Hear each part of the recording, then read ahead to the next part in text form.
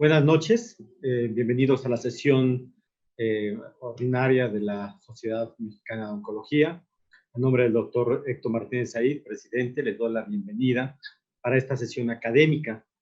El día de hoy vamos a hablar acerca de pacientes con ALK y particularmente de los pacientes tratados en una segunda línea.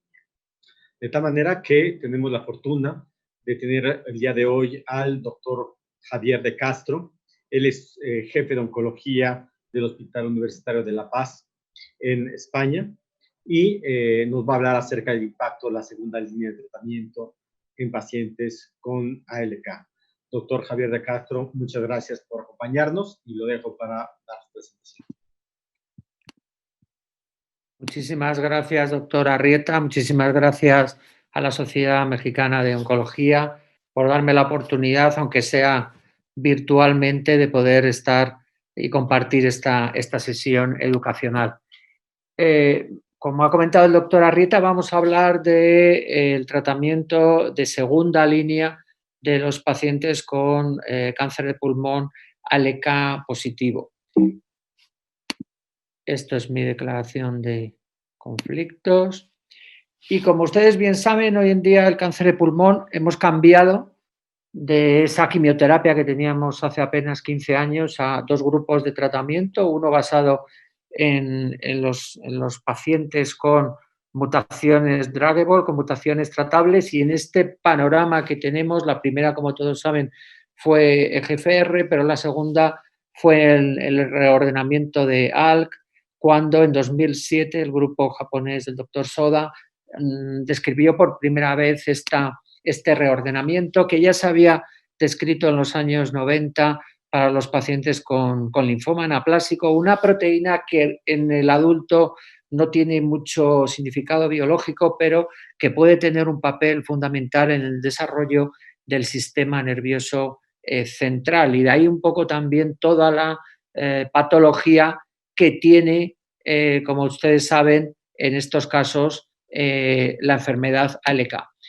Permítanme los primeros momentos para hablar de esta enfermedad. A mí me gusta hablar de una enfermedad ALK, de un cáncer de pulmón ALK, porque es un tumor completamente diferente al cáncer de pulmón convencional de los fumadores en cuanto al desarrollo clínico, a la presencia de un biomarcador y, por supuesto, a la posibilidad de tratamientos muy eficaces. Porque este reordenamiento genético, de alguna forma, lo que determina es un perfil clínico basado en un paciente mucho más joven, generalmente muy poco fumador y que, por desgracia, cuando es diagnosticado tiene una enfermedad diseminada al diagnóstico, en muchos casos casi un 30% con enfermedad, con afectación del sistema nervioso central, pero también con múltiples localizaciones metastásicas, con aparición de derrames pericárdicos o pleurales, responde a una histología de adenocarcinoma, sobre todo con presencia en algunos casos en anillo de sello, y tiene un biomarcador, con lo cual, con estas características, como digo, estamos ante una enfermedad diferente. Pero también hay que tener en cuenta que aunque tenemos este perfil clínico, también hay muchos pacientes que no tienen por qué tener esta edad en torno a los 50 años, sino que podemos tener pacientes desde muy jóvenes. Yo la paciente más joven ALK que he tratado tenía 21 años al diagnóstico, hasta pacientes muy ancianos por encima de los 80 años, con lo cual los criterios clínicos realmente no deben ser el motivo para realizar el testing ALK. Y también sabemos que estamos ante un cáncer que, aunque tiene un tratamiento muy eficaz, produce un deterioro del paciente porque se diagnostica en enfermedad avanzada, con lo cual se trata de un tumor agresivo, a veces con afectación hepática, a veces con afectación en sistema nervioso central y en muchos casos, como comentaba, con mucha sintomatología clínica, lo que deteriora la calidad de vida de los pacientes. ¿Es poco frecuente? Sí, realmente es poco frecuente porque estamos en torno a, por ejemplo, en nuestro país, donde se diagnostican 28.000 nuevos casos, estamos en torno a ese 2-5% de pacientes posiblemente ALK positivos, lo que supone 500 pacientes nuevos al año en nuestro país. que representa un porcentaje muy pequeño de los cánceres de pulmón de esos 28.000, pero si los comparamos, por ejemplo, con otros tumores como pueden ser, por ejemplo, los carcinomas renales o los propios linfomas, suponen un porcentaje de las neoplasias bastante importante. Y como decía, tenemos que tener claro que necesitamos un rápido diagnóstico porque estamos ante una enfermedad grave y estamos al mismo tiempo ante una enfermedad que se puede beneficiar muchísimo el paciente. Por lo tanto, permítanme perder unos minutos en recordar la importancia de que es un biomarcador detectado por diferentes técnicas, este reordenamiento, FISH, inmunohistoquímica y, por supuesto, la secuenciación masiva, que nos va a permitir, por diferentes procedimientos, desde el material genético hasta la proteína, el poder identificar el ALK. En muchos casos lo que recomendamos que en cada centro se utilice el test que mejores resultados pueda tener, pero que sobre todo se llegue a la mayoría de nuestros pacientes. Hay que recordar que, por ejemplo, en España, en el registro español del Grupo Español de Cáncer de Pulmón, hasta hace apenas 3 años, igual que teníamos un testing del EGFR próximo al 95%, el testing del ALK no llegaba ni al 70%, a pesar de que la magnitud de beneficio y la supervivencia de este grupo de pacientes, como todos saben, es posiblemente la mayor que tengamos en la oncología torácica. El colegio, hay diferentes guías del Colegio Americano de Patólogos, y una cosa muy importante es que posiblemente esto es una diapositiva del doctor Keith Kerr, patólogo referente internacional, donde dice que realmente la detección de la proteína final es lo que marca la posibilidad de beneficio con el tratamiento. Y todo teniendo en cuenta que tenemos que manejar muestras muy pequeñas y que no solo tenemos que hacer ALK, sino también EGFR, ROS1, BRAF y, por supuesto, también la expresión de PDL1. Por lo tanto, muchas veces establecer un sistema reflejo donde podamos economizar y optimizar la muestra hacia pruebas, por ejemplo, que podemos llamar más bien de tipo tubo, como pueden ser las mutaciones de GFR o de BRAF, dejando para test basados más en la morfología, como puede ser la inmunohistoquímica de ALK o de PDL1, pues puede ser muy importante para no tener muchas veces esa frustración de no tener material suficiente. Porque cuando yo al menos tengo un paciente ALK positivo y yo tuve la suerte de participar en todo el desarrollo clínico, el primer paciente que pude tratar en el Profile 1005 con crizotinib, estamos hablando de una paciente que todavía está viva 10 años después, fue en septiembre de 2010 y he tenido la suerte de ver estos grandes avances que se han ido produciendo con los diferentes inhibidores, primero gracias a los ensayos clínicos y luego a su llegada a la asistencia al hospital ya de una forma en lo que llamamos el mundo real. Pero desde luego estamos ante un paciente que le podemos decir que a pesar de tener una enfermedad avanzada va a tener posiblemente un beneficio porque tenemos un fármaco que es oral y que encima se tolera aceptablemente bien y que va a producir una supervivencia muy prolongada. Porque los inhibidores de ALK, desde crizotinib, que fue el primero, hasta los que vamos a hablar hoy en día, de lo que llamamos una segunda generación para estos tratamientos de segunda línea, son fármacos con una alta tasa de respuesta, cercano al 90%, que mejora de una forma rápida, espectacular, con un efecto Lázaro, los síntomas asociados al cáncer de pulmón ALK positivo en apenas días, con una toxicidad muchísimo mejor que la quimioterapia. Hay que recordar, no da tiempo a hablar, pero que estos fármacos, que estos pacientes de entrada no responden a fármacos de inmunoterapia, con lo cual hacer un testing adecuado es fundamental y que vamos a impactar en la supervivencia libre de progresión y posiblemente en la supervivencia prolongada.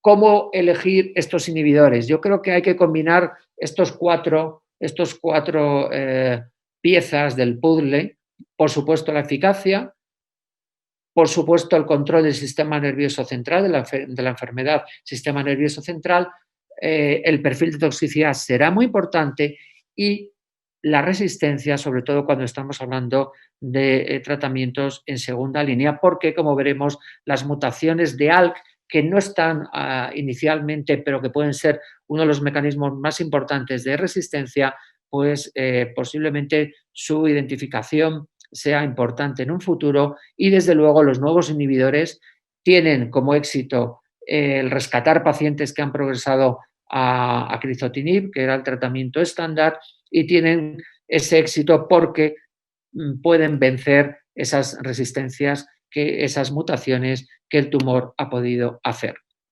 Por lo tanto, tenemos que medir tasa de respuesta, pero las tasas de respuesta desde crizo, que eran más bajo en un 70 y tantos %, ya llegan con los nuevos inhibidores hasta el 90%. Por lo tanto, lo más importante, desde luego, va a ser la supervivencia libre de progresión y finalmente esa supervivencia global. Y posiblemente, como veremos ahora, la secuenciación de inhibidores va a ser fundamental, clave para conseguir esa supervivencia tan prolongada. Como comentaba antes, en todo el programa de crizotinib, como pueden ver a la izquierda, fue el programa 1005, 1001, 1005, que fue el fase 1, fase 2 inicial. Luego, posteriormente, el estudio 1007 en segunda línea frente a quimioterapia de segunda línea y finalmente el Profile 1014, que demostró que crizotinib era superior a la quimioterapia basada en platino y pemetrexed, con PFS en torno a 11 meses. Esto es importante porque en casi todos los resultados, todos los estudios posteriores donde el comparador ha sido crizotinib, se ha mantenido constante estos 10-11 meses de mediana con este fármaco. Dimos un salto con ceritinib en varios estudios, también en todo el programa ASCEN, hasta llegar a la primera línea, donde también se demostró claramente un beneficio con respecto a la quimioterapia, pero dimos un salto importante porque en mediana estamos hablando de, como ven, aproximadamente 6-7 meses, pero el gran salto se ha producido con la llegada de los nuevos inhibidores que llamamos de segunda generación, que vamos a comentar ahora. Lo realmente importante es que incluso en pacientes que se ha empezado con crizotinib y lo que vimos y la suerte que tuvimos aquellos investigadores que pudimos trabajar fuimos casi concatenando diferentes inhibidores a medida que nos iban saliendo los programas de investigación clínica, es que, como se demostró en el análisis a largo plazo del 1014 y también en el programa de Real World Data del grupo francés, el CLINALC, es que los pacientes que solo recibían quimio seguido de quimioterapia, como ven, su supervivencia era muy desfavorable, pero aquellos que iban recibiendo diferentes líneas o, como digo, secuencialmente varios inhibidores, conseguían, como pueden ver, una mediana de supervivencia absolutamente nunca vista, ya no solo diría en cáncer de pulmón, sino en la oncología. Ni las pacientes con cáncer de mama metastásico tienen medianas de supervivencia que, como ven, se pueden superar los 6 y los 7 años, lo cual desde luego lleva a la reflexión de la importancia no solo de detectar estos pacientes, sino de seguirlos a lo largo de su evolución y de poder secuenciar con estos inhibidores ALK antes de pasar a la quimioterapia. Como decía, llegó una segunda generación que sobre todo ceritinib se quedó un poco a medio camino y que sobre todo está basada en alectinib y brigatinib, mientras que hay otros que están en la recámara, todavía en fase de investigación, pero que posiblemente sean las terceras líneas para incluso rescatar a algunos pacientes, sobre todo el lorlatinib. Lo cierto es que, como comentaba, si con crizo teníamos 10 meses de supervivencia libre de progresión, con ceritinib llegábamos a esos 16-17 meses, como comentábamos, cuando hablamos de segunda línea, de pacientes que habían progresado a crizotinib, el ceritinib ofrecía una mediana de supervivencia libre de progresión, como ven, de 7 meses, con una tasa de respuesta, estamos hablando de pacientes progresados a crizotinib, de 38% y una mediana de supervivencia de 15 meses. ¿Qué otros fármacos han entrado en juego? Por una parte, alectinib. Muestro, después de varios estudios fases 2, a nivel japonés, a nivel occidental, luego se hizo este estudio que tuve la suerte también de poder participar, que es el estudio ALUR, que fue un estudio de registro donde se comparó alectinib con la quimioterapia de segunda línea, estudio positivo, hazard ratio de 0,15, pero medianas de 9,6. Hablábamos de ceritinib en torno a 7 meses, medianas con alectinib en el estudio comparativo de 9,6 meses. Por lo tanto, pasamos al fármaco, del que igual hablaremos, que es un poco motivo de esta presentación, como es brigatinib. Brigatinib es de nuevo un inhibidor que, como otros muchos inhibidores de ALK, tiene no solo inhibición de ALK, sino también de ROS1, y también es interesante porque tiene una inhibición sobre EGFR. De hecho, se empezó a estudiar también en esta población.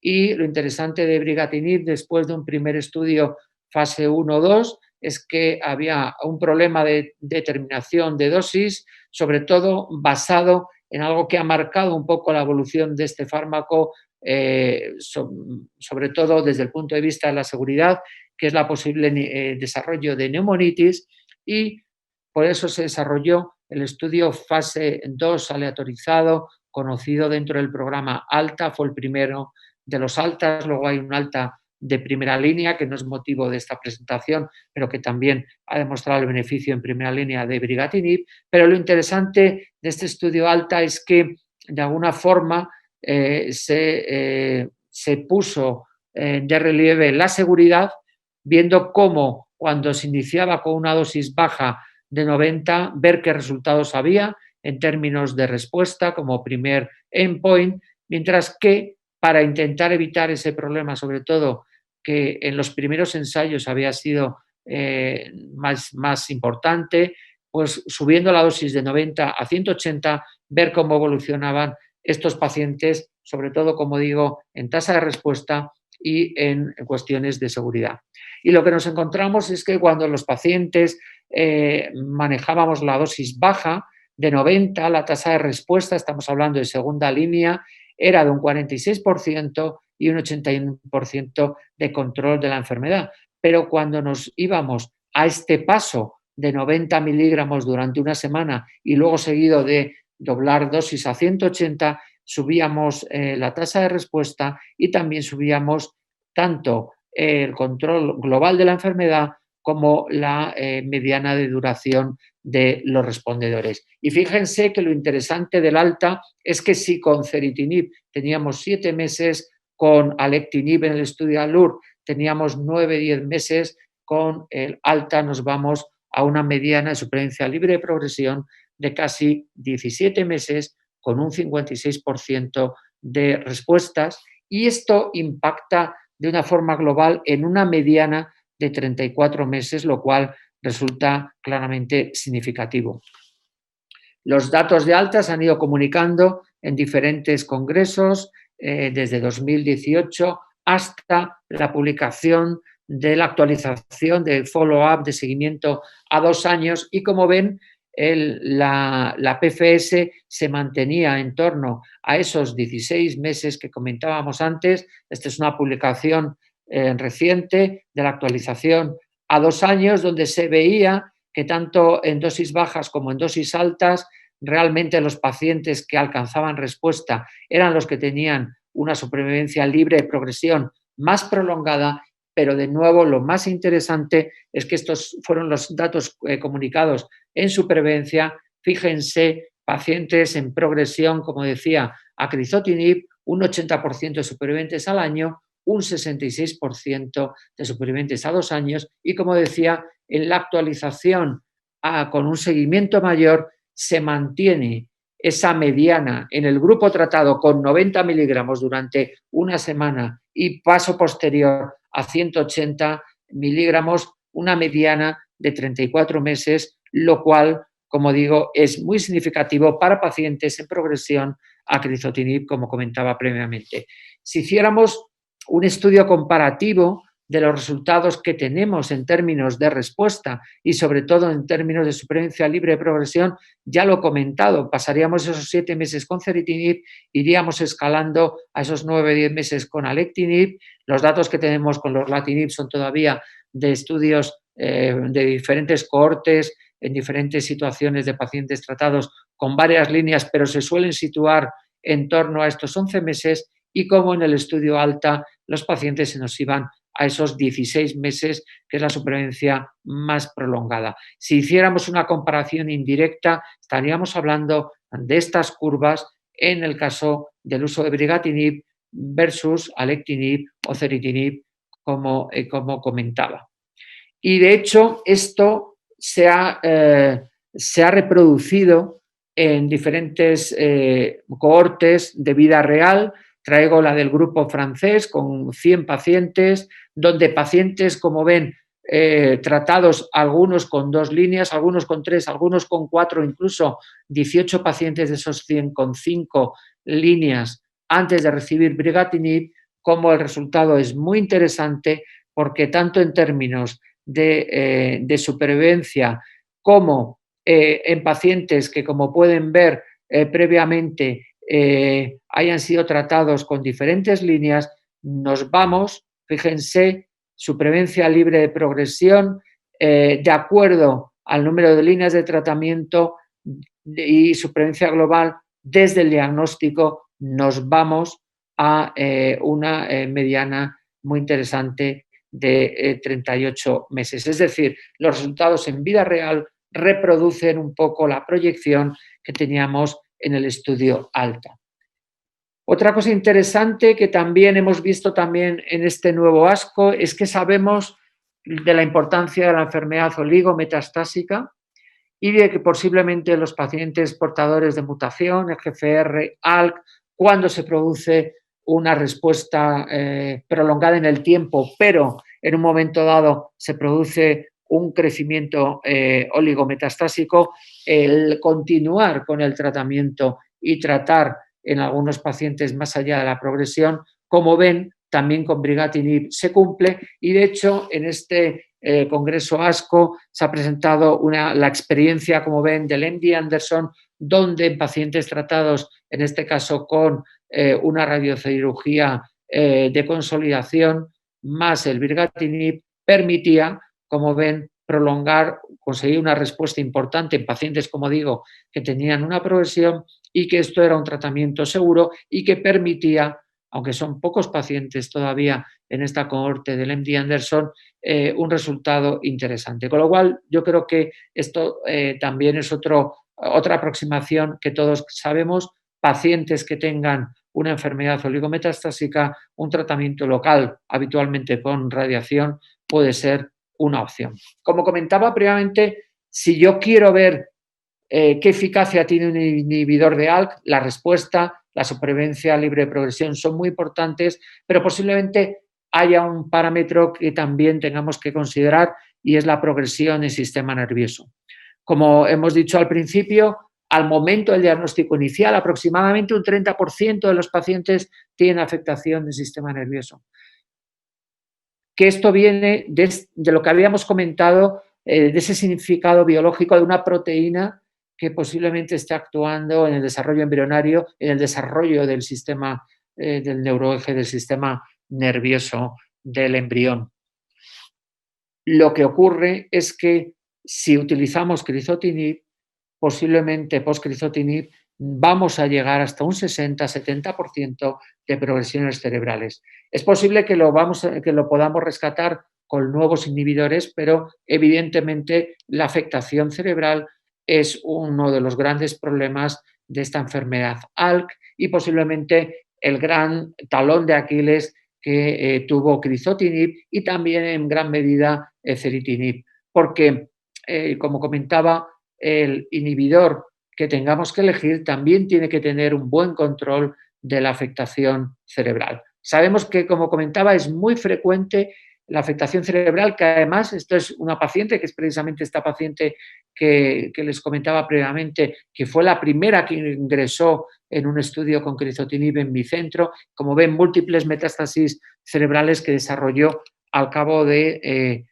año y medio de tratamiento con crizotinib. Son múltiples, en muchos casos pueden llevar incluso a una afectación neuromeningea que empeora mucho el pronóstico, y con crizotinib es mejor que la quimioterapia, como se demostró en el estudio de primera línea Profile 1014, 15 meses de mediana frente a 12 meses para los pacientes que tenían afectación cerebral. Mejoramos de nuevo un poquito más con ceritinib, datos del ASTEN 4, 10 meses frente a 6, tampoco grandes diferencias, y realmente los nuevos inhibidores, tanto alectinib como brigatinib, han demostrado un claro control de la enfermedad cerebral.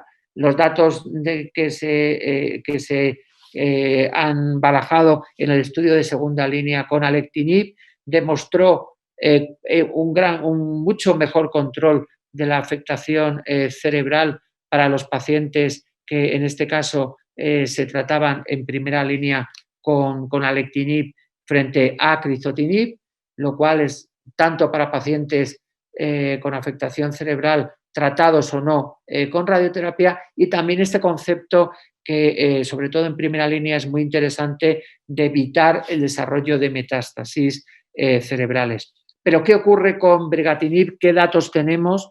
Pues si mostramos los datos del alta del estudio de segunda línea, porque no podemos mostrar todavía los datos del alta primera línea, pues fíjense que estamos hablando de un 60% de respuestas cuando hay afectación cerebral medible, y esto supone una supervivencia libre de progresión de hasta 18 meses, que de nuevo es muy prolongada frente a ese 9.6 meses de control de la afectación cerebral en el estudio de alectinib, en el estudio ALUR, cuando hay afectación cerebral. Estos son datos, de nuevo, que se presentaron en relación con la afectación cerebral en el estudio ALTA. Claramente se ve como tanto para pacientes con más de una afectación cerebral al momento del diagnóstico, como a lo largo de la evolución, como sin enfermedad previa, el caso es que claramente el control de la enfermedad puede llegar en pacientes con afectación del sistema nervioso central hasta 18 meses con brigatinib. Con lo cual, aquí de nuevo se demuestra que brigatinib también es un fármaco que tiene eficacia en ese control de la enfermedad ALK a nivel del sistema nervioso central. Otro de los parámetros que tenemos que considerar a la hora de elegir un inhibidor ALK, lógicamente, es la toxicidad. Este es un cuadro que a mí me gusta mucho porque define claramente cuáles son los puntos clave de toxicidad grado 3 de los diferentes fármacos, de crizotinib. Posiblemente en el crizotinib haya problemas. Es curioso porque la neutropenia grado 3 se produce en algunos pacientes. Yo he tenido algunos pacientes incluso con fiebre, con neutropenia febril. La tasa de alteración hepática de aumento de transaminasas está en torno al 15%, que posiblemente este es el gran problema de ceritinib, problemas gastrointestinales, y una alteración de la función hepática que se produce casi en un 30% de pacientes. En el caso del alectinib, la hiperbilirrubinemia, unas alteraciones, la anemia y las alteraciones de las transaminasas en un porcentaje más bajo, 5-10%, y en el caso del perfil de brigatinib tiene un perfil algo diferente porque aparece sobre todo elevación de la CPK, generalmente analítica, sin repercusión clínica, hipertensión y aumento de la lipasa, y también sobre todo el problema de la neumonitis, sobre el que me voy a centrar un poco más ahora. Este es un metaanálisis donde se publicaron los datos de las diferentes toxicidades grado 3-4 y básicamente se pueden reportar como si tenemos que considerar, por ejemplo, cuál es el que peor tolerabilidad digestiva tiene, yo creo que todos coincidimos que es el ceritinib, sobre todo a las dosis altas de 750, igual que el problema de transaminasas que comentaba previamente, y posiblemente en el caso del brigatinib, posiblemente, como comentaba, uno de los problemas más importantes tiene menor toxicidad gastrointestinal que ceritinib o que incluso que crizotinib. Y quizá lo que vamos a comentar, que yo creo que merece más importante la mención, es el tema de la neumonitis. Neumonitis que partió del estudio fase 1, fase 2, donde ahí se reportó hasta un 8% de neumonitis que aparecía en los estados, en los primeros días de tratamiento. Era una neumonitis muy precoz y que producía, una neumonitis que inicialmente se consideraba más neumonitis, aunque luego se denominó bajo este punto de una alteración de la función respiratoria, con una alteración, como ven, sobre todo de la DLCO en los primeros días y que se producía sobre todo, como digo, cuando se empezaba con dosis altas de brigatinib de forma inicial. La gran ventaja de tener un cuadro de alteración respiratoria que podemos detectar inicialmente es que precisamente para eso se hizo el estudio ALTA, es que cuando hicimos este esquema que pasábamos de dosis de 90 a 180, pasamos de esa neumonitis inicial o de esa alteración inicial respiratoria, de la función respiratoria, de ese pico de reducción de la DLCO que podía llegar al 20% en los primeros estudios, a una situación en el ALTA que no superaba el 2 o el 3%. Además, se ha visto, y esta es también una publicación muy reciente, publicada en Journal of Thoracic Oncology, donde se demuestra que posiblemente la gente de mayor edad es donde puede estar el riesgo. Otro dato interesante es el lavado previo a crizotinib. Parece que si no hay un lavado previo de 7 días, por la posible interacción que puede tener lugar a nivel de las enzimas de metabolización hepática, en principio no debería haber un lavado, como digo, de crizotinib, porque si no podría potenciar el inicio de un precoz con brigatinib si no se ha producido ese lavado. Y otras patologías previas podían ser una serie de normas que nos podían llevar.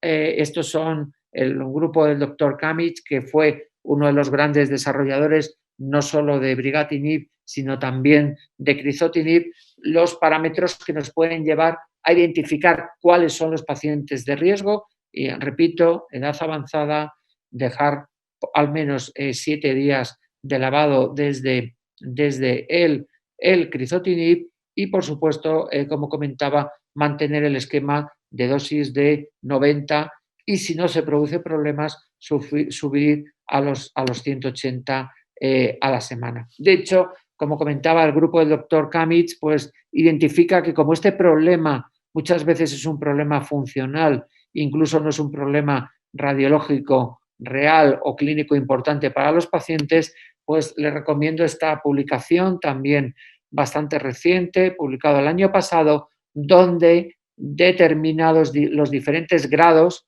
asociados a estos eventos pulmonares precoces de brigatinib, y de forma que cuando son asintomáticos, porque digo que en algunas situaciones simplemente es un problema funcional respiratorio o incluso grado 2 sintomáticos, se puede continuar con la misma dosificación, y cuando son algo más severos, ellos recomiendan la parada del fármaco y, como ven, un escalado de dosis hasta poder volver a reescalar. Como comentaba, los pacientes con toxicidad grave, cuando utilizamos ese esquema de 90 a 180, no suben del 2%, y también hay que recordar que otros anti-ELK, como también otros anti-GFR, también tienen este mismo problema respiratorio. Como comentaba, uno de los grandes problemas es que los pacientes, si los tratamos con crizotinib, progresan a nivel del sistema nervioso. Eso es una resistencia por un problema de paso de barrera hematoencefálica, que podemos llamar una resistencia farmacológica, pero luego hay una resistencia importante, que es la que se produce cuando el tumor es capaz de desarrollar mutaciones del propio receptor ALK. De hecho, como ocurre con los pacientes EGFR, uno de los mecanismos más importantes de adquisición de resistencia es la aparición de mutaciones de resistencia a crizotinib, en este caso de resistencia primaria, y por supuesto otros fenómenos de bypass. Pero fíjense que la ganancia del número de copias de ALK o la aparición de mutaciones ALK, como ven, puede llegar a ser de un 30% y si lo juntamos prácticamente en la mitad de los pacientes puede responder a un nuevo inhibidor cuando progresan a crizotinib. Y posiblemente la gran noticia es que estas mutaciones de resistencia que se producen de nuevo en el dominio tirosina quinasa de la proteína ALK, sabemos en este estudio clásico ya de Drillon cómo precisamente los dos fármacos que menos resistencia a estas mutaciones o que son capaces de vencer algunas de estas mutaciones que, por ejemplo, alectinib no puede vencer, como la 1196 o incluso la 1202, sin embargo, brigatinib sí que es capaz de poderlas superar.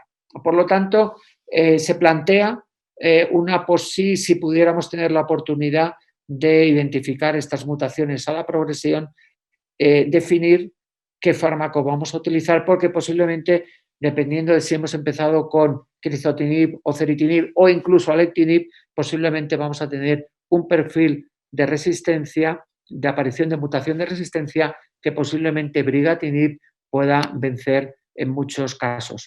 También se ha especulado con las variantes de fusión. Esto ha habido estudios que hablaban de que la variante 3 podía tener peor pronóstico. Parece que la variante 3 también puede albergar algunas mutaciones de estas de resistencia, como comentaba, como la 1202, de una forma también más frecuente. Y lo cierto es que a medida que vamos haciendo técnicas de secuenciación masiva, sabemos que esta variante puede implicar una peor respuesta a inhibidores como crizotinib en primera línea. Y luego simplemente mencionar que puede haber efectos de bypass que pueden saltar de la mutación ALK a otras alteraciones y hoy en día ya se han descrito incluso mecanismos de bypass pues, hacia ROS1, BRAF, RET, etcétera, etcétera, que nos llevará a trabajar de forma experimental con algunos combos de tratamiento o con fármacos inhibidores específicos para la mutación que se detecte. Tenemos nuevos estudios adicionales para estos fármacos, para estos pacientes que son refractarios a los tratamientos iniciales ALK. Pues fíjense que hay desarrollo, como comentaba, de fármacos que están todavía en desarrollo más experimental, como lorlatinib o ensartinib, pero brigatinib, fíjense que tiene un desarrollo importante en este grupo de pacientes y voy a mencionar algunos de estos ensayos como inhibidor a la progresión. El primero de ellos es un estudio que también se ha presentado datos en el ASCO de este año, que es el estudio japonés llamado el J-ALTA, para pacientes con diferentes cohortes que van a recibir brigatinib tras progresión a crizo más ceritinib o incluso a alectinib en primera línea. Y como ven, es interesante porque pacientes pretratados, fíjense, tras alectinib y tras crizotinib, tienen un 30% de respuestas con brigatinib, lo cual, desde luego, es bastante interesante y bastante alentador para pacientes que siguen respondiendo, como digo, a brigatinib a pesar de haber recibido incluso como digo, 2 inhibidores previos, con medianas de supervivencia libre de progresión de 7 meses y casi un 40% de pacientes que no han progresado al año. Y este control también se produce cuando haya enfermedad cerebral, incluso en pacientes, como digo, que han recibido una doble inhibición como alectinib más crizotinib. Y sobre todo, lo interesante no solo es ese 30% de respuestas algunas cerebrales, sino con respuestas que son duraderas, con una mediana de casi un año, lo cual demuestra de nuevo el valor de utilizar en estos pacientes a progresión como tratamiento de segunda o de tercera línea también brigatinib. En estos pacientes en los cuales se ha podido analizar si se han aparecido mutaciones de resistencia, como ven, aparecen en casos de pacientes que han confirmado respuesta clínica, como ven, la presencia de mutaciones de resistencia que, desde luego, hacían refractarios tratamientos con crizotinib o con alectinib, como comenté previamente. Y todo esto con un perfil de seguridad muy típico y muy parecido al que hemos comentado antes: alteración CPK, hipertensión y aumento de la lipasa como principales problemas. Nosotros también hemos participado, y supongo que seguro que el doctor Arrieta tiene también ensayos en esta línea, un estudio muy interesante como es el 3001, porque son pacientes que realmente, ¿qué es mejor, alectinib o brigatinib? Bueno, pues este estudio hecho precisamente desde Takeda va a intentar demostrar o enfrentar frente a frente si realmente los datos que tenemos de esa PFS mucho más prolongada con brigatinib que con alectinib en segunda línea se cumplen en este estudio, lo cual es interesante, estratificando también por afectación cerebral, o este otro estudio donde pacientes han podido recibir, como decía, alectinib, crizotinib e incluso ceritinib y crizotinib, como vemos un poco respondiendo a la misma pregunta del estudio japonés J-ALTA que comentaba previamente. Estas son ya mis últimas diapositivas, estoy intentándome adaptar a los 40 minutos. Como ven, realmente cuando tenemos una estrategia de secuenciación, desde luego, si vamos a una segunda línea, los resultados más potentes a día de hoy que tenemos son con brigatinib. Como dije, posiblemente estamos en un escenario un poco más avanzado hoy en día, porque tenemos estudios como el estudio ALEX, que puede permitir el uso de alectinib en primera línea, o el estudio ALTA, primera línea con brigatinib, que van a ofrecer, desde luego, supervivencias libres de progresión más prolongadas y seguro que van a ser el futuro de la primera línea. Pero, insisto, hablando de un tratamiento, de un escenario donde estemos tratando todavía pacientes con crizotinib, desde luego, en un escenario de segunda línea y en espera de los resultados finales de otros fármacos como lorlatinib o ensartinib, los resultados que nos ofrece brigatinib son a día de hoy en segunda línea los más prometedores. Por lo tanto, las conclusiones, por favor, diagnostiquen todos los pacientes. Estamos ante una enfermedad totalmente diferente, ante una enfermedad que tiene un tratamiento muy eficaz y que no solo se conformen con lograr un inhibidor, sino que posiblemente, y en la medida de lo posible, pues remitiendo, si no se tiene disponibilidad, a centros de referencia con ensayos clínicos, lo que sea, pero sabemos que cuando secuenciamos pacientes con diferentes inhibidores, podemos llegar a esos 6 o 7 años de mediana de supervivencia, que es algo impensable para una enfermedad metastásica. Tenemos que seguir, desde luego, explorando opciones como la quimioterapia, opciones como estas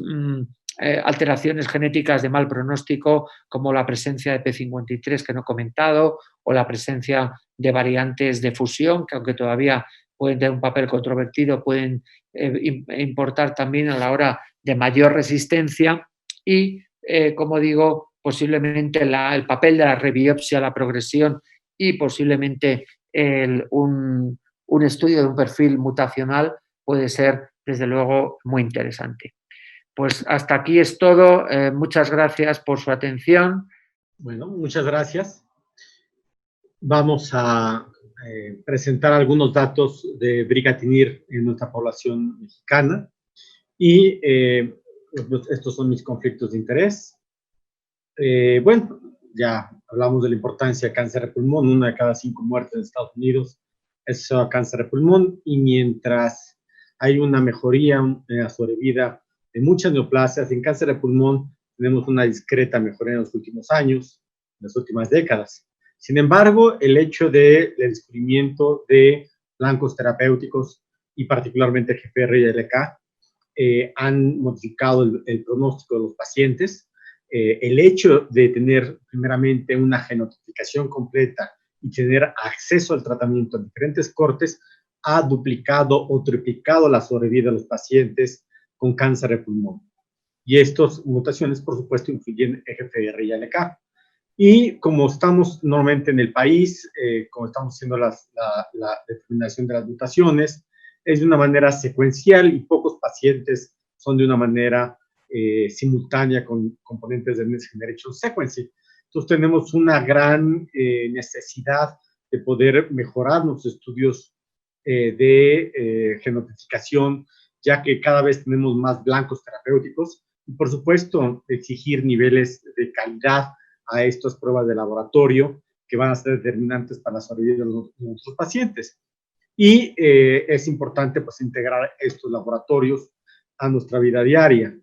Hemos hecho un esfuerzo muy grande entre diferentes industrias farmacéuticas coordinadas por la Asociación de las Compañías Farmacéuticas y a través de Cancerología hemos hecho una propuesta de que hagamos una genotificación completa de los pacientes con EGFR y ALK y cáncer de pulmón, de tal manera que las compañías se están uniendo en este esfuerzo de poder enviar el material genético en un solo lugar y poder determinar las mutaciones en un solo resultado, y de esta manera optimizar los resultados. Sin embargo, es muy importante poder separar a la industria farmacéutica de la genotificación. En nuestro país, el 90% de las pruebas, un poco más, están hechas por la industria farmacéutica, que por supuesto tiene conflictos de interés. Y esto es muy importante que cuando hagamos centros de referencia en instituciones públicas, ya que esto nos haría no depender de la industria farmacéutica, que en el momento que ellos, por cuestiones de patentes o de presupuesto, retiren ese apoyo, nos vamos a quedar sin una genotificación de los pacientes. Entonces, es muy importante esta propuesta de poder hacer un centro de genotificación, así como hay un INDRE para infecciones, hacer un centro de diagnóstico para los pacientes con cáncer. Ya discutíamos los pacientes, la mutación de ALK, esta mutación en Latinoamérica, en más de 4,000 pacientes, le hemos descrito con un 6%. Es muy similar a lo que se observa en la literatura, a diferencia de EGFR, que encontramos diferencias importantes en Perú y en México. En el Instituto de nuestra Cancerología hemos genotificado alrededor de 800 pacientes. Tenemos una frecuencia de 8%, porque tenemos una alta frecuencia de no fumadores como posible causa de tener estas mutaciones. Y también en el instituto empezamos a hacer los estudios de inmunohistoquímica, particularmente con dos tipos de anticuerpos, entre ellos del D5F3, y encontramos una muy alta correlación con la inmunohistoquímica. Esto robustece mucho la información que había de la inmunohistoquímica para poder hacer el diagnóstico. De hecho, hay muchos estudios que indican que la inmunohistoquímica puede ser superior inclusive al FISH. Pacientes positivos para inmunohistoquímica y negativos para FISH pueden responder bien o mejor que aún cuando los pacientes con FISH positivo o inmunohistoquímica negativa tienen esta combinación. Sin embargo, hay otros métodos, el Next Generation Sequencing, que nos va a ayudar. Sin embargo, la inmunohistoquímica es algo muy útil y muy práctico. Este es un reporte de patología que tenemos nosotros en el Instituto de Cancerología. Y como vemos aquí, tenemos el diagnóstico que da el patólogo inmediatamente. Y el patólogo, ya adicionalmente de ser la vacina TTF1, que nos ayuda al diagnóstico de cáncer de pulmón, inmediatamente hace y corre los PDL1 y el ALK con D5F3. De tal manera que en el momento que tenemos el diagnóstico histopatológico, 3 a 4 días, ya tenemos por lo menos el diagnóstico de ALK en este paciente, y esto nos ahorra mucho tiempo. Esto, por supuesto, en centros oncológicos, que tienen un gran número de pacientes, es una muy buena opción para que entremos y debes de estar haciendo otras inmunohistoquímicas, hacer directamente las pruebas de ALK. Y bueno, vemos la evolución del tratamiento de pacientes con ALK. Crizotinib, que se introdujo en el 2011, fue una molécula que tuvo un récord entre el descubrimiento de la molécula o de la mutación en cáncer de pulmón, y tener el tratamiento. Prácticamente 4 años. Posteriormente llegó una Seretinib, Alectinib en el 2005 y posteriormente Brigatinib en el 2017 como otra opción de tratamiento, particularmente en una segunda línea. Posteriormente, por supuesto, se han ido modificando las indicaciones y pueden indicarse también en primera línea. Y aquí vemos cómo la sobrevida de los pacientes es extremadamente buena. En un promedio, hasta 81 meses, en los pacientes, particularmente aquellos que reciben una segunda o tercera línea con un TKI, y esto impacta de manera dramática. El recibir una segunda línea de tratamiento, debes de recibir quimioterapia, impacta en el pronóstico de los pacientes de manera muy importante. Y nosotros tuvimos la fortuna de estar en el uso extendido de Brigatinib.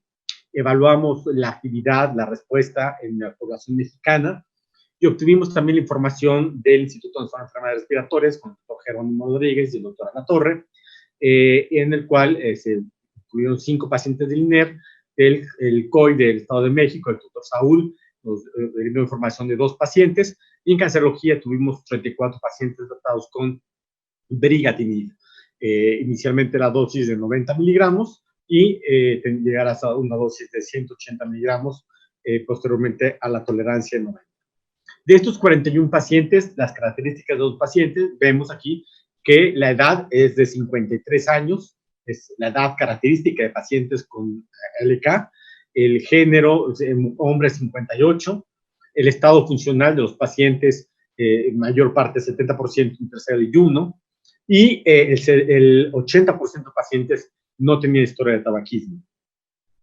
El número de tratamientos fue mayor, por supuesto, habían recibido una primera y una segunda línea, habían recibido Crizotinib, Seretinib, Alectinib o Seretinib, Alectinib en este grupo de pacientes, y estos son los datos de sobrevida libre progresión. Esto después de una segunda o tercera línea, tenemos un 15 meses de sobrevida libre progresión, que es una sobrevida bastante alta para lo que tenemos en los registros, y también analizamos el tiempo de continuación del Brigatinib, en el cual en algunos pacientes, debido a una oligoprogresión y al tratamiento de los pacientes con una enfermedad metastásica de manera locorregional, tenemos una sobrevida un tratamiento continuo de 18 meses de Brigatinib. Y algo muy importante, ya en la segunda línea tenemos 18 meses de sobrevida libre de progresión, 10 meses para aquellos pacientes que tienen una tercera línea. Y aquellos pacientes que fueron tratados inicialmente con Seretinib, tenemos una mediana de 10.3, y versus en pacientes con Alectinib, que tenemos una sobrevida libre de progresión de alrededor de 6 meses. Vemos aquí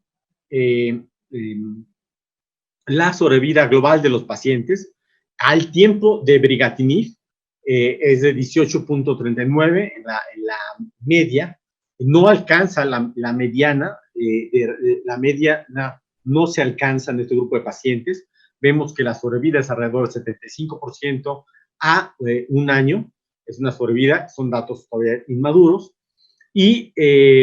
pero algo sorprendente es que los pacientes desde el inicio del tratamiento tienen una expectativa de sobrevida de 60 meses, lo cual es una sobrevida bastante larga,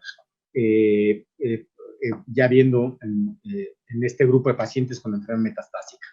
Y cuando analizamos realmente la toxicidad, el tratamiento fue muy bien tolerado. Tenemos diarrea en 6 pacientes, 16 pacientes, náusea 26 pacientes, que inclusive llegó a algunos pacientes a tener la necesidad de reducir la dosis, vómito, fatiga, incremento de la lipasa en 3 pacientes, ninguno de estos desarrolló pancreatitis y 2 pacientes desarrollaron neumonitis grado 1, que también requirieron reducción de la dosis. El total de pacientes hubo necesidad de reducción en 7.3%, descontinuar el tratamiento de manera incluyendo progresión y muerte en el 41%, efectos adversos, grado 3 y grado 4, 7.3%, y que hubo que descontinuar el tratamiento básicamente en 1%. En cuanto a la eficacia de la respuesta, vemos que los pacientes tuvieron respuestas en el 44% de los pacientes cuando fue evaluable, en respuesta completa 17%, es decir, respuestas globales de 61%, y 7 pacientes no fueron evaluables, 14% o 6 pacientes progresaron y 7 pacientes tuvieron enfermedad estable. Estos son datos muy sorprendentes para la línea de tratamiento de los pacientes. Muchos de ellos ya habían recibido tratamiento de quimioterapia, tanto en primera línea, ya que muchos pacientes no se tiene el acceso a este tipo de medicamentos cuando son referidos a las instituciones, o se tienen diagnóstico ya después de que se inició un tratamiento con quimioterapia. De tal manera que pues, el brigatinib fue altamente efectivo, fue bien tolerado, y el grado de neumonitis se presentó en una frecuencia baja, el cual fue bien tolerado, y parece ser bien tolerado en este estudio que podemos considerar como una experiencia del mundo real para el tratamiento de brigatinib. Pues muchas gracias. Vamos a continuar ahora con la sesión de preguntas y respuestas. Y para esto ya tenemos varias preguntas que nos ha hecho el auditorio para poder compartirlas con el doctor Javier de Castro. Y una de las primeras preguntas, y es una pregunta muy interesante que hace la doctora Silvia Carnaval, es ¿cuál es la evidencia que existe de brigatinib en los pacientes que progresan a alectinib, el cual el alectinib sabemos que es un medicamento que las guías de NCCN lo dan como una preferencia en una primera línea. Doctor Javier Castro, ¿qué opina usted? ¿Qué evidencia hay en esta segunda línea? Porque la mayor parte de la experiencia es con crizotinib. Sí. Bueno, como he comentado, todavía tenemos poca experiencia. La experiencia que hay es de algunos reportes en algunos pacientes, pero como hemos comentado, vamos a tener más datos cuando tengamos datos del estudio, como se ha visto, del estudio japonés, del J-alta, y de otro de los estudios que se ha hecho a nivel occidental con el mismo objetivo. Teniendo en cuenta que el estudio japonés ya habla de un 30% de respuesta a pesar de haber progresado a crizo y alectinib o alectinib, pues creo que estamos hablando de un fármaco que puede ser interesante para aquellos pacientes que hayan recibido ya alectinib en primera línea o en segunda línea. Con lo cual, yo desde luego, estos pacientes que como bien has comentado en la presentación, cuando hacemos una secuencia, lo cierto es que los llevamos todos coincidimos en llevarlos prácticamente a 6 o 7 años. Entonces esto hace que realmente esta secuencia de inhibidores sea muy importante. Que en un futuro podamos determinar con un estudio mutacional qué inhibidor es el que hay que poner en cada momento, pues puede ser. Pero a día de hoy yo creo que la evidencia es que si empezamos con alectinib o un paciente previamente ha recibido alectinib, pues tiene una opción de recibir brigatinib porque podemos tener, como digo, un tercio de los pacientes que nos vayan a responder. Doctor Castro, ¿realmente existe alguna necesidad o alguna indicación de usar genotipificaciones, generation sequencing, para la identificación de las mutaciones, para el uso de algún inhibidor, para la selección de una segunda o tercera línea? Y si esto está disponible en los paneles de Foundation One, Guardant 360, los paneles comunes que tenemos comercialmente. Bueno, yo creo que Óscar, tú también puedes opinar porque yo creo que me ha gustado mucho tu presentación el hecho de que, porque en España pasa igual, ¿no? Todo el testing está basado en la industria farmacéutica, pero en parte porque el propio, por ejemplo, gobierno español pone un problema porque piensa que definir un fármaco ALK lleva un test de acompañamiento diagnóstico, ¿no? O sea, un companion diagnostic de estos, ¿no? Entonces, al final, yo creo que en cáncer de pulmón, desde luego, si tuviéramos material y tuviéramos la posibilidad de hacer una NGS, ya se está demostrando que es mucho más eficaz, mucho más rápido y posiblemente no sea mucho más caro que hacer la identificación de diferentes mutaciones de forma escalonada, ¿no? Entonces, yo creo que yo desde luego lo intentaría hacer, o lo que estamos intentando hacer nosotros es al menos hacerlo en primera línea en aquellos pacientes que lo vemos indicado. ¿En cuáles lo vemos indicado? Pues, por ejemplo, si tenemos muestra y es un paciente, pues, por ejemplo, joven, y en el estudio gen a gen no nos ha salido ninguna mutación, pensamos que es casi obligado a hacer una NGS. Paciente no fumador, un paciente joven, yo creo que la NGS debería ser casi un gold estándar a día de hoy. Voy a poner un ejemplo incluso interesante, ¿no? Porque hay una paciente que me llegó a una segunda opinión. En este caso no era una LK, era una paciente de 21 años que estaba en un hospital del norte de España recibiendo quimioterapia más inmunoterapia con 21 años, porque se había hecho un non-combine y era negativo para toda mutación tratable. Cuando nos llegó como segunda opinión, pedimos una muestra y lo que hicimos es hacer una a una las identificaciones y detectamos un ROS1. ¿El por qué identificamos el ROS1 con un FIS y no con un OncoMine?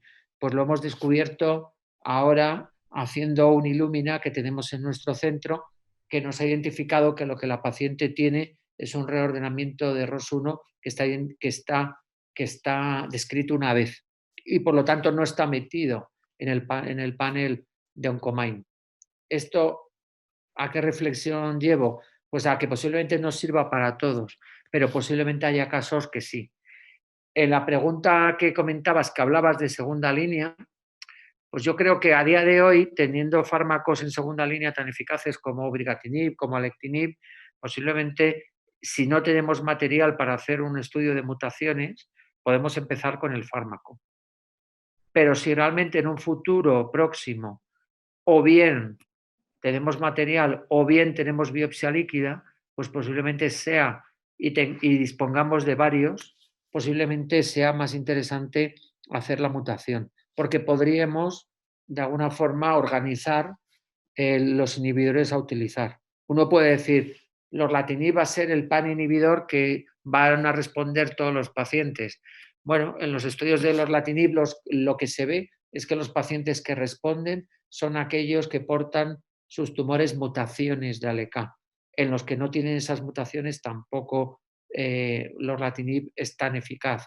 Con lo cual yo creo que el papel en un futuro de identificar mutaciones no solo va a ser de investigación o de forma académica, sino que nos va a poder determinar qué fármaco va a ser mejor a utilizar y sobre todo pensando en la secuencia que podamos ir haciendo. Por supuesto, sabemos actualmente que existen diferentes sensibilidades en líneas celulares, inclusive hay una correlación entre esta sensibilidad y el medicamento, que lo hemos visto clínicamente, y inclusive el paciente puede volver a ser sensible a tratamiento con crizotinib. Sin embargo, tal vez no es indispensable, pero sí podría aportar mucha información. Es indispensable utilizar una segunda línea con un TKI, eso es muy claro en muchos estudios, pero nos va a dar información porque puede haber otras mutaciones, puede haber las mutaciones de resistencia, y cuando hay estas mutaciones de resistencia, prácticamente los inhibidores de segunda generación duplican la tasa de respuesta. Tenemos también, hay una preocupación aquí de los médicos en cuanto a la neumonitis. Y pregunta el doctor Eduardo Jiménez si estos efectos adversos de la neumonitis pueden llevar a una fibrosis pulmonar que sea severa o que sea irreversible, o qué tanto se puede controlar esta neumonitis, que es importante hacer el diagnóstico temprano de la neumonitis inducida por brigatinib. ¿Qué experiencia tiene el doctor Javier Legar? Sí, yo la experiencia en los casos que he tratado no he tenido ninguno. Y yo creo que los primeros pacientes siempre estábamos con mucho miedo en esos primeros 7 días, pero yo creo que realmente, como he dicho, de ese 8% que había en los estudios iniciales, fase 1, fase 2, cuando hemos determinado que empezar con dosis de 90 y luego subir a 180 cuando no se ha producido ningún problema es importante, pues yo creo que a mí me ha ayudado también estas normas que el doctor Kamich nos ha dado, ¿no? El poder identificar, pues, en estos primeros pacientes, pues, la saturación de oxígeno. Funcionalmente puede haber un problema, pero luego vemos que ese problema recupera al paciente.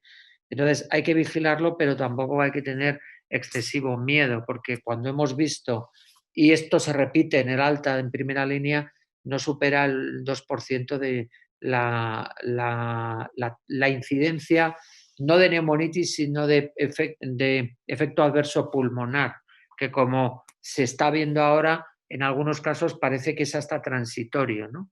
Entonces, mi experiencia, yo creo que lo has reportado muy bien en la experiencia del uso expandido vuestro, es que la incidencia es muy baja.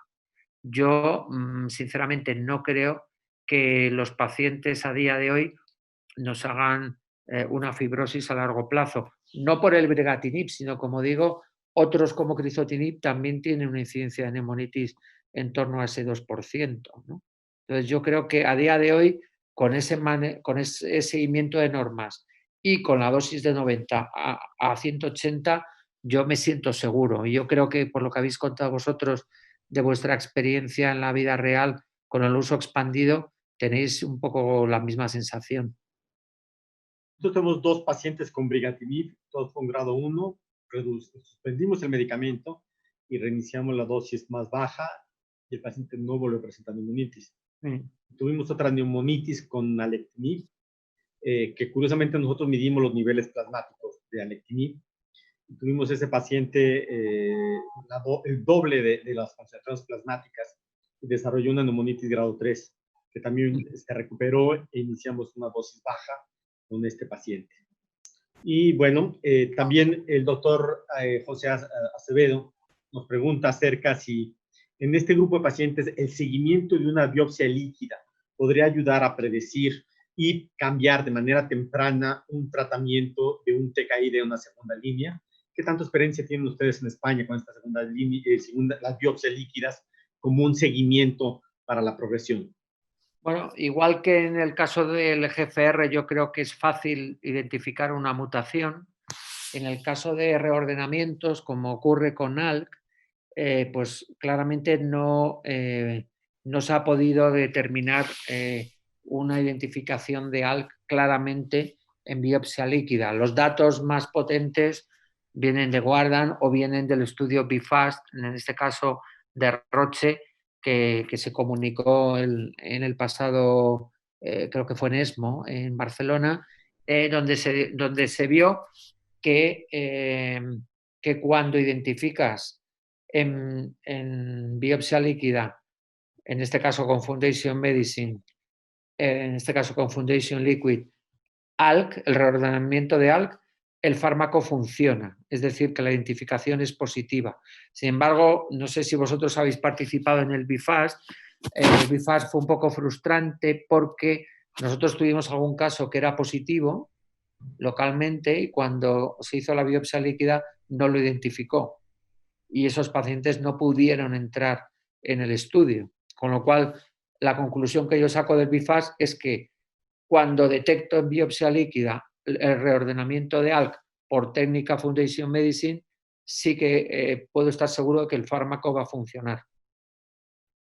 Pero si no lo detecto, no tengo la seguridad. Lo digo para casos que a lo mejor no tengan material suficiente y piensen que la biopsia líquida ya da esa solución, ¿no?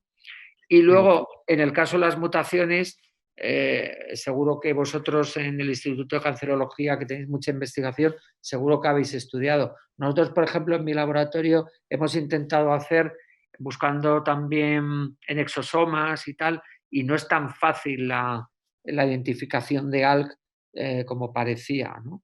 Entonces, yo creo que otra cosa son las mutaciones de resistencia en segunda línea, pero todo lo que hay son estudios muy pequeños, investigación de pequeños paneles, no de grandes, no de grandes grupos. Yo, por ejemplo, que como comentaba, participé en el Steering Committee del estudio ALUR con alectinib, pues es muy frustrante ver como de los pacientes del estudio ALEX de primera línea, que luego muchos pasaron al estudio ALUR para aquellos pacientes del brazo control, pues por ejemplo, el porcentaje de pacientes en los cuales se pudo hacer biopsia líquida para identificar mutaciones fue muy bajo. Y estamos hablando de un ensayo clínico.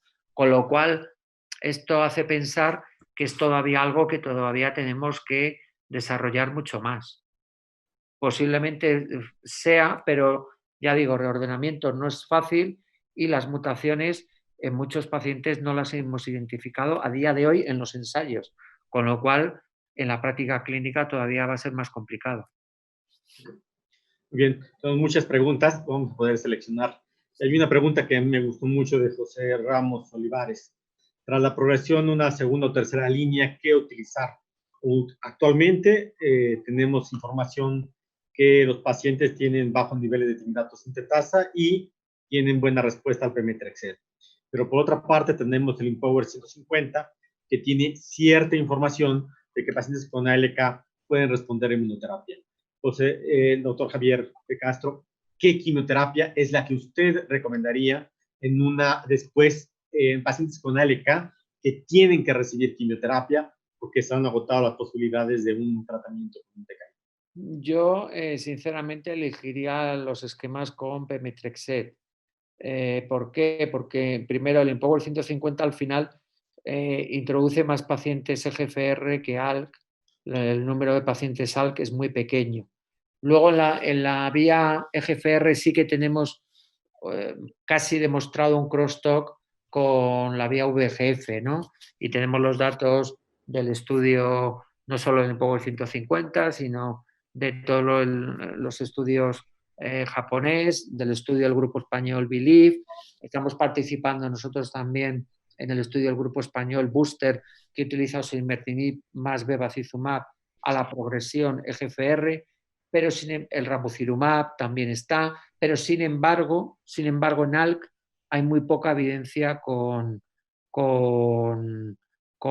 antiangiogénicos. Entonces yo creo, sinceramente, si vemos los estudios, por ejemplo, el Profile 1007 de segunda línea, claramente el pemetrexed era muy superior en los pacientes ALK positivo al docetaxel, con lo cual yo creo que el esquema más indicado sería a día de hoy platino pemetrexed.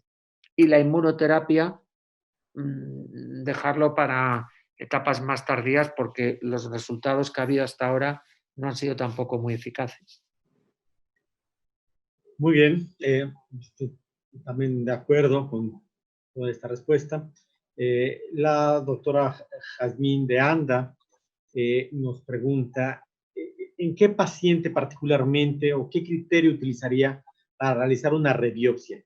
En el cual vea que claramente el paciente se puede beneficiar de una biopsia después de la progresión a un TKI a primera línea de tratamiento. Pues mira, yo lo haría, por ejemplo, en un paciente que tenga una respuesta anómala, por ejemplo, que haya progresado muy rápido.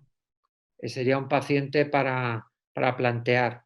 También, si puedo, si tengo un paciente que me hace un tipo de progresión también anómala, pues por ejemplo, la metástasis hepática, o sea, yo en mi experiencia tiene en general bastante mal pronóstico en los pacientes ALK y no sabemos por qué hay un grupo de ellos que lo hacen, ¿no? Y cuando hemos tenido la posibilidad de tener pacientes con ya experiencia con paneles de NGS, pues también hemos visto que en algunos casos aparecen no solo el reordenamiento de ALK, sino como comentaba, pues ya aparece P53, la variante 3.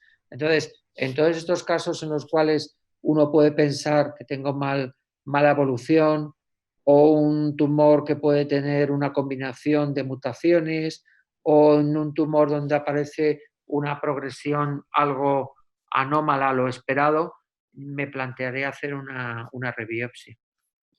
Nosotros también concordamos muy bien en eso, porque cuando el paciente progresa antes de los 6 meses, no es lo común igualmente con EGFR, nosotros hemos observado una mayor frecuencia de transformación neuroendocrina.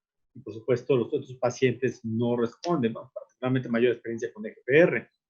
pero sí estas progresiones rápidas o que nos indican que puede haber otra mutación que nos indica resistencia, para mí también sería una indicación, un criterio para rebiopsiar a este paciente. Aquí también tenemos otra pregunta acerca de la coexistencia de la mutación de EGFR y ALK.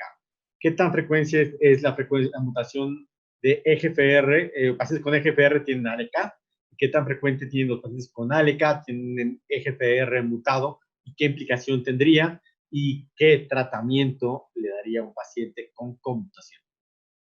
Bueno, yo realmente, o sea, la experiencia clínica es muy poca. Hemos tenido un par de casos y lo que sí que he visto, y seguro que tú coincides conmigo, Óscar, que cuando metes paneles de NGS, insisto en hablar de la NGS, pero es que te encuentras muchas más alteraciones que hay veces que tienes un positivo GFR, ALK negativo, y cuando haces una NGS te encuentras ahí una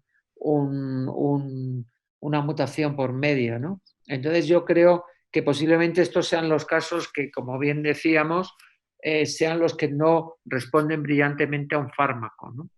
Entonces, bueno, cuando ocurre eso, yo valoraría realmente qué grado, si podemos pensar que el tumor, si tenemos una NGS, está claro, porque sabemos a lo mejor qué porcentaje de fracción alélica, por ejemplo, tienes más mutado frente a otro, ¿no?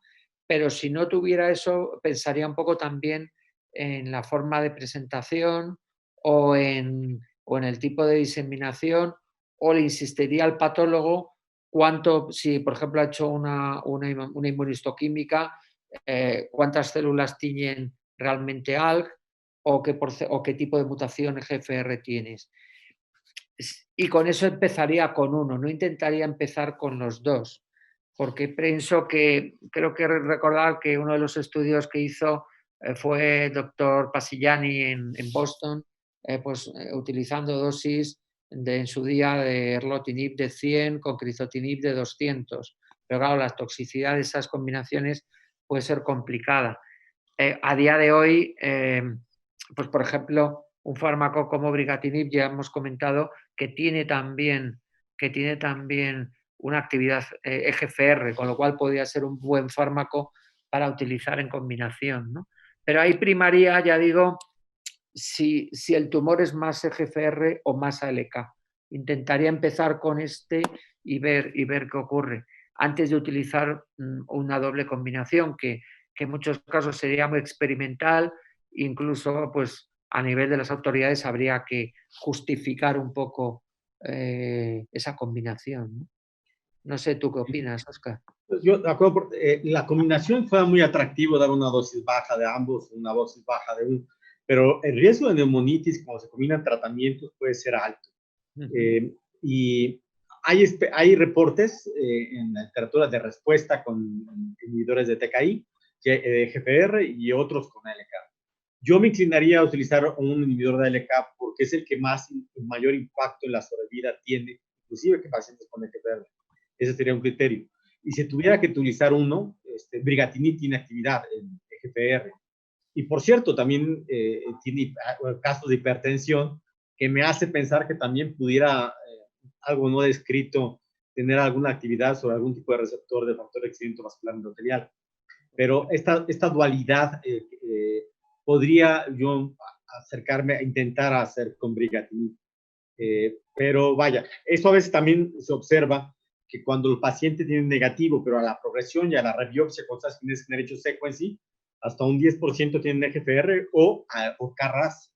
Entonces, puede existir esta coexistencia. Sí, El doctor Saúl Campos nos pregunta si existe alguna relación entre la exposición humo de leña y la mutación de ALK. Bueno, yo creo que se la contesto yo. sí, Tenemos muchos pacientes con humo de leña, tenemos 36% de los pacientes en cancerología que tienen exposición de humo de leña, y las características de los pacientes generalmente son pacientes de edad avanzada, más de 75 años, El promedio que tenemos nosotros es 59 en el grupo global y el ALK es un 53. No hemos encontrado asociación, no hemos encontrado con EGFR, aunque también está la variable de que pacientes con exposición humo-leña tienen no tabaquismo, entonces puede haber una relación entre EGFR por la ausencia de tabaquismo, pero hemos encontrado una fuerte asociación EGFR y humo de leña, pero no con ALK. Y vamos, con ALK es más el no tabaquismo, pero no ningún factor de riesgo. ¿Algún comentario, doctor de Castro? Sí, nosotros en España no tenemos ese tipo de epidemiológico de humo de leña. En España ahora lo que se está empezando a ver, yo en pacientes sobre todo muy jóvenes con este tipo de mutaciones, ALK y demás, pues estamos pensando que puedan tener, y en algún paciente hemos detectado alguna alteración genética hereditaria, ¿no? Pues, por ejemplo, una paciente con una alteración en P53 que me desarrolló primero un cáncer de pulmón EGFR y luego un cáncer de recto con solo 28 años. Entonces, en estos pacientes jóvenes solemos hacer estudio genético para ver si hay algún tipo de este tipo de alteraciones. Y luego en España, en estos pacientes no fumadores, aparte del papel del fumador pasivo, que también pudiera existir, ¿no? Sobre todo en gente mayor, como bien dices, porque en España, pues por encima de los 50 años estamos peleando porque la mayoría de mujeres por encima de estas que pueden tener ahora 70 años y tal, nunca han fumado. Generalmente han sido sus maridos quienes han sido muy, muy fumadores, con lo cual el papel del fumador pasivo puede ser importante. Puede haber otros factores hormonales, sobre todo en mujeres, porque aunque están más o menos balanceados, parece que hay una cierta tendencia a mujeres, en ALK también, por lo menos en nuestro país. Y en España ahora también está muy de moda el tema del radón, ¿no? Posiblemente como el segundo factor después del cáncer, para el cáncer de pulmón, para pacientes no fumadores, como posiblemente el factor más importante epidemiológico, ¿no? Hay algunas zonas de España que de forma natural hay radón, sobre todo en zonas montañosas, incluso una aquí cerca en el norte de Madrid, luego en la parte, por ejemplo, en León, y esto puede ser que en casas, sobre todo en gente que vive en casas bajas, ese gas se acumule en los sótanos de las casas y sea un factor de producción de cáncer de pulmón. Está todavía muy poco estudiado, ¿no? Pero sí que puede ser algo que en los próximos años sea importante analizar. Aquí tenemos una pregunta también de metástasis cerebrales. Una es si existe esta reducción de desarrollo de metástasis con brigatinib, como se ha observado con pacientes con alectinib. Y segundo, ¿cuáles los pacientes que usted manejaría exclusivamente con medicamento, con TKI, en metástasis cerebrales y no utilización de algún tipo de tratamiento local? Sí. Sí, o sea, realmente, como he comentado, aunque el primero que sacó datos, sobre todo en el estudio ALEX de primera línea, más que en el estudio ALUR de segunda, fue alectinib en cuanto a reducción o sea, mejoría de resultados en pacientes con afectación cerebral que hubieran o no hubieran recibido radioterapia. Y luego también en el concepto este de la prevención del desarrollo de metástasis, de la protección de metástasis cerebrales, pues realmente el estudio alta de primera línea reproduce prácticamente los datos de alectinib en esa situación. Con respecto a las metástasis cerebrales, yo aquí es una polémica que siempre tenemos. Yo creo que la afectación ALK, como hemos comentado, la mayoría de pacientes suelen tener múltiples metástasis cerebrales. Hay muy pocos que tengan una afectación oligometastásica en general.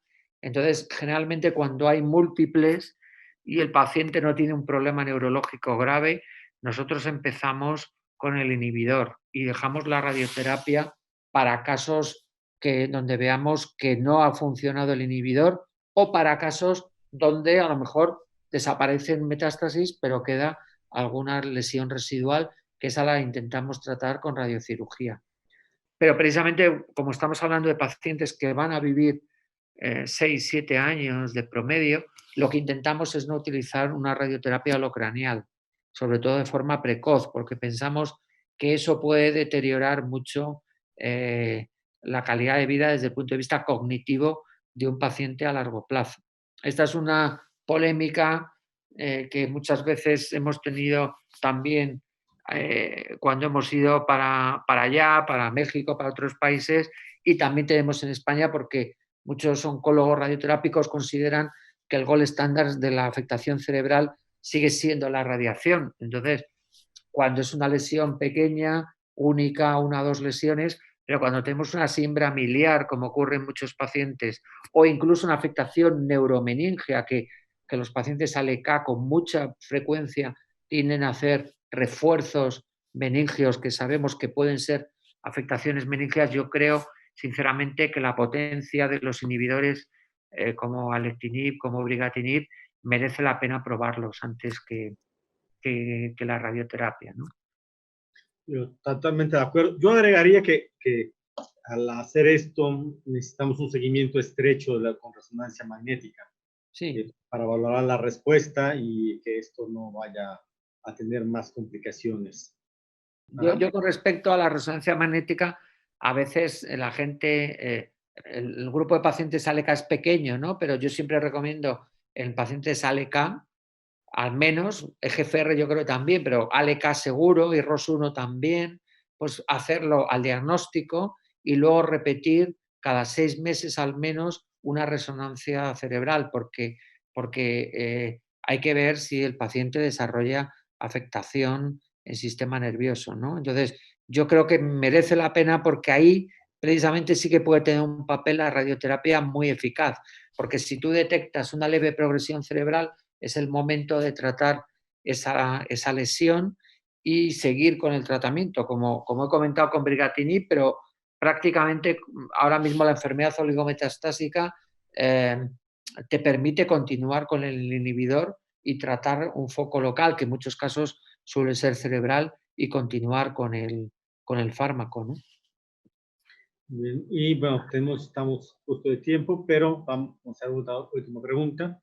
En cuanto a la valoración de respuesta por PET-CT, normalmente nosotros hacemos una valoración por RECIST, pero ¿de qué hay alguna experiencia hacer la valoración por RECIST? Es decir, con la reducción de la captación de la glucosa en pacientes con ALK. ¿Tiene alguna experiencia en eso, doctor Castro? Sí, nosotros nosotros generalmente solemos estadificar en muchos pacientes con PET y solemos tener un PET inicial. Yo creo que si el paciente está respondiendo, realmente la respuesta o el control radiológico con un TAC convencional puede ser suficiente. ¿En qué pacientes haría un PET? Por ejemplo, hemos tenido algún caso en pacientes que, por ejemplo, queda una enfermedad residual mínima y entonces intentas ver si a lo mejor un tratamiento local podría mejorar el caso del paciente. Una cirugía es muy raro, pero puede ser, o incluso una radioterapia que puede ser mucho más frecuente. Y luego también hemos tenido algún caso que nos ha ocurrido de tener una remisión completa muy prolongada y realmente saber si esa remisión completa también existía una respuesta metabólica completa por PET. Yo creo que son las dos indicaciones y por supuesto, claro, si hay sospecha de una recaída. Pero ya digo, sobre todo cuando quieres ver que hay una enfermedad oligometastásica residual, en este caso, no en progresión, sino residual, y entonces intentar un tratamiento local en ese paciente, o cuando es un paciente muy prolongado y en alguna ocasión hemos tenido pacientes con 3 años de control de enfermedad y ver qué está ocurriendo metabólicamente, y en esos hacemos un PET que nos da un poco de información de si realmente el paciente está en enfermedad en respuesta PET, no en respuesta metabólica, ¿no? Tenemos muchas preguntas. Voy a hacer otra última más. A ver, Diego Díaz pregunta acerca de la combinación de quimioterapia o inhibidores de angiogénesis con pacientes con ALK. Sí, yo creo que yo ya digo que mi experiencia, igual que con EGFR, creo que tiene un valor importante. En el caso de pacientes ALK, yo no lo veo tan claro, porque incluso yo que participé en todo el desarrollo de bevacizumab, ahí se veía claramente que el análisis de los subgrupos, tanto de los estudios de la BAIL, incluso el 4599, cuando se revaluó, o incluso el estudio asiático que fue similar al 4599, todos concluyen que hay una clara vía de señalización EGFR-VEGF. Pero en el caso de ALK no lo veo yo tan evidente.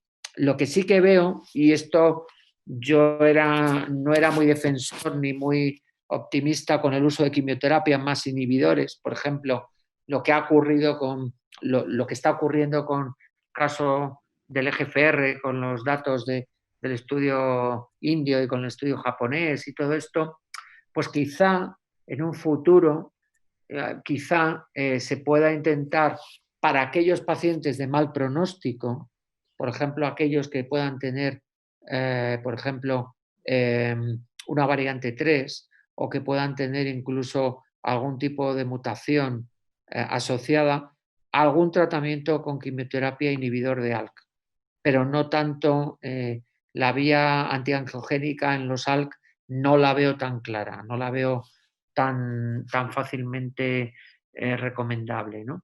De hecho, pues por ejemplo, en los pacientes, ahora hay varios estudios, tenemos los datos de la DAURA que se han comunicado en ASCO, en EGFR, y hay estudios, por ejemplo, de adyuvancia, como el estudio ALINA con alectinib.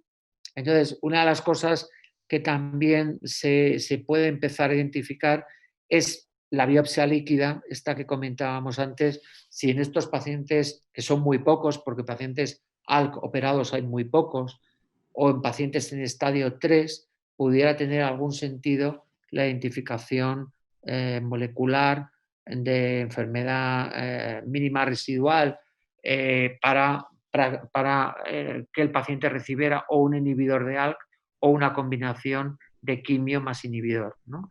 Sería donde yo veo más un poco esos pacientes, ¿no? Sí, es cierto que no es tan claro la activación del factor inducido de la hipoxia como en EGFR. Sin embargo, nosotros tenemos una IAS con beva-alectinib. Apenas hemos incluido 4 pacientes y ya estamos a punto de tener, vamos a esperar a tener 40 pacientes, pero vamos a ver esos resultados. Y pues creo que el tiempo se ha agotado, hay todavía 2, 3 preguntas más, pero ya llevamos 1 hora y media de la sesión. Pues yo quisiera agradecer a todos ustedes que nos acompañaron en esta sesión de la Sociedad Médica de Oncología, Mexicana de Oncología, y agradecerle al doctor Javier de Castro todo este conocimiento y esta que nos ha compartido el día de hoy. Muchas gracias nuevamente. Muchas gracias.